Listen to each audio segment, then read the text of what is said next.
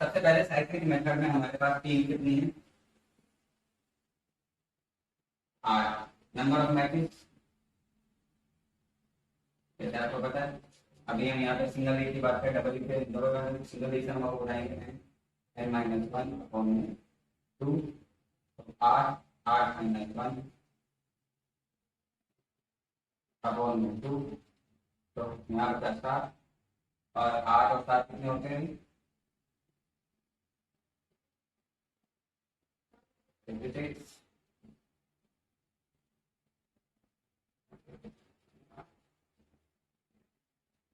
Upon में 2, यहाँ से गया तो बचा कितना? 2 और 8 5, यानी कि नंबर ऑफ मैट्रिक्स 5 जाएंगे। ठीक है, नंबर ऑफ राउंड